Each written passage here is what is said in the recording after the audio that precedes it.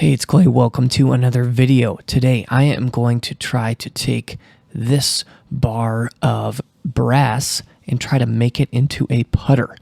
I really have no experience doing anything like this before. I've never made a golf club from scratch. I've done a lot of tinkering, but I'm thinking this is going to be a lot of fun and a really cool project. I'm going to learn a lot along the way.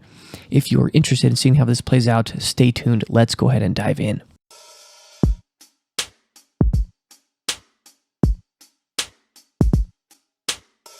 Okay, so this is what I started with. I think at the time I bought it, I don't know if it was $29. It might have been a little bit cheaper, but it's a brass bar rectangle square type deal. 5 inches in length, which is actually maybe even slightly longer than what I would have needed. And then 1x1 square for length and width. And actually in hindsight, it might have been nice if that could be just ever so slightly taller. But the general dimensions were actually pretty good. I chose brass for a couple reasons. First of all, it was relatively affordable. Number two, it's relatively easy to work with and machine. And as I'm going to be removing a lot of material from this block, I wanted something that wouldn't be so hard on my tools. I have some woodworking tools, but I really don't have any metalworking type of tools. So I'm doing a lot by hand and a lot with kind of some basic tools that many people might have in their workshop. So this is what I bought. Now this is when it came in the mail. You can see I just took some pencil marks and did kind of some rough shaping. Just kind of had a little bit of an idea of what I wanted to work with, but also just kind of wanted to see how things went as we went along. Okay, so the first attempt that I made at shaping this using my layout lines that I had drawn on with pencil was using the bench grinder. This is a pretty rough wheel, and it did okay. It removed the material relatively successfully, but it wasn't the best way to really remove a really heavy amount of stock. And so after a little bit of progress, I actually quit. You actually notice here that actually this grinder is not even the most powerful. It actually gets a little underpowered at times. So I kind of gave up on that a little bit and moved on to trying something else. Okay, so next I actually went on to the angle grinder. I clamped the piece down into my workbench and I took the angle grinder out, and this was extremely successful. It chewed through like this brass like butter. It was definitely the right tool to do a lot of the removal with. I also did some experimenting with the belt sander. This is using a 60 grit belt, and between those three tools, actually they all kind of have their place. I would say the angle grinder was best for some of the really significant removal of material, but the belt grinder was really, really nice for shaping these kind of curves that I wanted to have. So right now I'm looking at the bottom, maybe towards the toe, and I wanted a little bit of a rise from the flat baseline up to the toe. And so the belt sander with this really heavy grit paper was really, really good at getting this part accomplished. Okay, just showing a little bit of that progress between the angle grinder and the belt sander. I'm starting to get a little bit of the general shaping and outline and getting a little bit of a feel from that initial markup to what I like. And actually I'm pretty happy with how things are progressing. I'm really just doing this by feel and by sight of what I like to look at. One thing I really want to be cognizant of is weight. The weight at this point is 648 grams. My target is actually about between 350 and 400. Next, you can see this was a still I took after using the angle grinder for a little bit more time, and this was really, really effective at so that you're looking at the back of the putter. And I know a lot of like the Answer styles or the Scotty Camerons have kind of a cavity hollowed out, but I wanted to create more of like a shelf just because that was a little more accessible with the tooling that I had. Getting inside and hogging out a cavity just felt like it would have been really challenging, and so I was more keen to go with this kind of shape. After some more stock removal, I checked my weight again and down to about 494, and really just tried to be very conscious and aware of my total head weight. You can see again here, this would be kind of the looking down. To the left would be the face that's going to hit the ball, and then to the right, you can see everything. I'm just hogging away with that angle grinder more than anything else at this stage. And again, this is another view. You can see the angle grinder is doing a nice job of just tearing away some of that material. Here's yet another view as that's progressing, and I I think maybe this is almost more of like a TP Mills type shape at this point, where I kind of have this lower flange and then kind of the top rectangular part. So the general shape is kind of coming together at this point. And then you can see here the kind of the rear. I wanted to create a little bit of an angle on the heel side, and I think that looked really nice. Next, you can just see a little bit more as I'm starting to refine that shape and get it a little bit closer and a little bit better. Now, I elected to just keep going at it here with the angle grinder because that was really the best way to get this accomplished. And I think it really, I actually became a really nice looking shape here at this point. And then you can see the front face I left untouched. That is the factory edge from the front face. Now, after a little bit of smoothing using the bench grinder, the belt sander, you can see I'm starting to get some flatness here and some smoothness, and all those rough edges are really starting to come together. And this is where I started to get very, very excited, and we've got an actual putter shape coming into effect here at this point.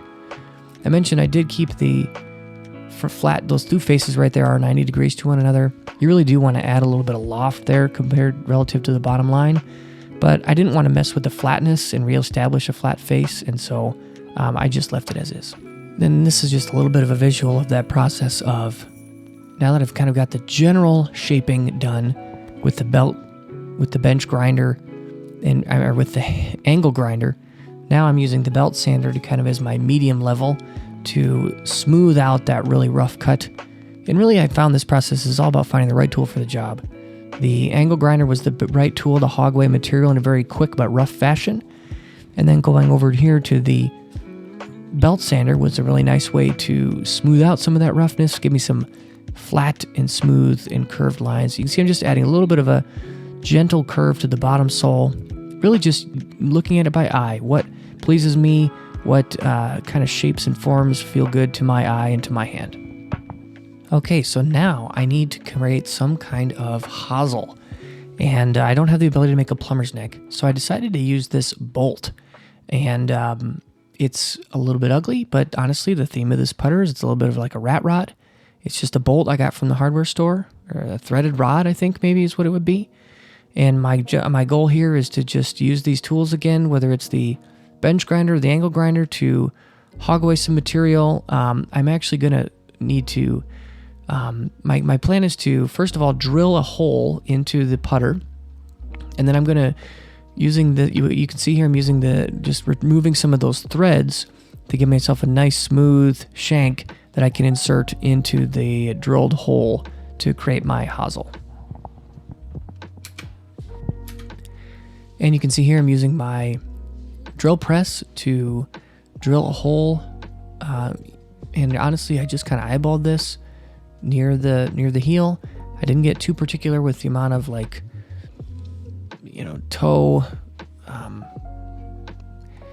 toe weight, however much toe swing it's going to have or any of that. I just kind of eyeballed it, what looked good and correct to me. And so just drilling this hole here to insert the neck, or the hosel, to create some kind of neck. Then, as you can see here, I'm just using progressively larger drill bits, slowly one at a time. I wanted to make sure I accurately established my hole with a very small drill bit, and then slowly stepped up to larger and larger drill bits to get the correct size hole that mated with my hosel, that threaded rod that I'm using for my hosel. And you can see here, I've got that hole drilled nicely, kind of right as that heel relief flattens out. And then that's what I ended up with my threaded rod. And I just kind of kept working back and forth together until they fit nicely and snugly in there. Now, it's not a perfectly machined fit, but it does work very nicely for my purpose. Okay, next, I actually put the threaded rod in my vise, and I am just banging on it with a hammer. And what I need to do is create a little bit of offset. So it's almost going to be kind of like a slant or a jet neck. I typically really like to putt with plumber's neck style necks, but creating like a 90-degree angle seemed really hard to me. So I just kind of decided to make this kind of slanted neck. Now I wanted to maybe speed up the process a little bit, and especially as I was making kind of the S-curve, so I actually brought the torch out, and my plan was to heat it up a little bit, hoping that that would make it a little bit more malleable to bending. And so I just kind of hit it with the torch and then gave it a little bit more pounding with the hammer. And while this is a little bit of a rough and crude way of doing things, eventually I got there, no problem in the end. Again, this putter is not going to win any beauty contests, not even going to be for sale, but for my purposes, it actually, as kind of a rat rod, this worked just fine. Next, I repositioned things and moved it down in the drill press a little bit, or in the vise a little bit, and that's going to help. So now what I'm banging on is a little bit further upstream, so I'm creating that S-curve. So I'm actually going the opposite direction to, again, give it about 1 shaft width of offset. And again, just using my torch to heat it up in combination with my hammer to whack on it until I get the amount of offset that I desire. After all said and done, the putter weight actually came out to 330 grams, which was a little bit lighter than what I was kind of looking for, but I think overall that's kind of a more classy, kind of Scotty Cameron type head weight that I think is going to work nicely. This next picture you can see was kind of towards the end of the process. I've got my most of the head shaping done. It's looking nice and smooth, and actually really like the minimal and clean lines that the head produced. And then I've got kind of the rat rodded plumb kind of slant neck to provide some way to connect the shaft. And I did work on this quite a bit more. I did actually kind of like the texture from the lines of the threading, but I did quite a lot of sanding on it to smooth it out a little bit so it wasn't quite so jarring. You can see here, there's the offset that I produced. And I did also need to add the lie angle after this as well. There's the front face. You can see it did have about 1 shaft's length of offset. And the front face where I actually will hit the putts was not, other than just some polishing, I did not touch it. I didn't add the loft relative to the bottom line. I just wanted to keep it nice and flat from the factory. So even though my tooling was limited, that's how I made sure I had a nice flat face to strike the putts. Then lastly, you can see here some of the adjustments I did make to that neck to add the lie angle. And then after this, I did go out back and give it some additional sanding and polishing just to make it look a little bit more pleasing. And then this is a look at the putter from the top line. And again, I really enjoy how clean and minimal and simple it came out. I got exactly 1 shaft's worth of offset, weighed in at 330 grams. All in all, was really pleased with how it came out from here. Okay, I wish that I would have told you that I just ended the video here. However, in testing the putter, I just felt like it was a little bit too light. I also noted that it's a very classic and old school type of design, so I really don't have any perimeter weighting of any kind. So I kind of tried to experiment with that a little bit here. You can see here I weighed the putter at 315 grams, and this is actually after, if we go to image number 2, I did a little bit of drilling into the head, both on kind of the rear back sides, and then if we go again to the next photo, also on the bottom. And my intention here, going to the next, is I was going to fill it with a combination of epoxy and lead powder. I was hoping that the lead powder would be a little bit heavier than the actual brass. And so looking at the last, you can see I basically just mixed the epoxy and lead powder together and filled it into those areas, and then I would kind of wipe it flat. And so, and then I did some sanding over the top of it as well to sand it down. So my head weight before was 315 grams. My final head weight got up to about 340 grams. And so all together, the weight did get to a decent spot. I certainly could add lead tape to that or put something down, make it maybe use a heavier shaft. A lot of different options to experiment with the weighting. But I actually don't love the way that it changed the look of the putter. I really enjoyed it in its previous form, and I wish that I would have kind of just maybe been a little more attentive when I was removing material. Those last maybe, and I guess at that point I didn't know that I wouldn't like it at 330. I wanted it up at 330, 340, or 350. So, maybe this is just one where I gotta maybe do another one from scratch. But this is where I got to. All right, so now here we are in my basement, just hitting some practice putts. And as I swing the putter, I just got to say it is really a joy to hit putts with this thing. It is extremely satisfying to roll the ball.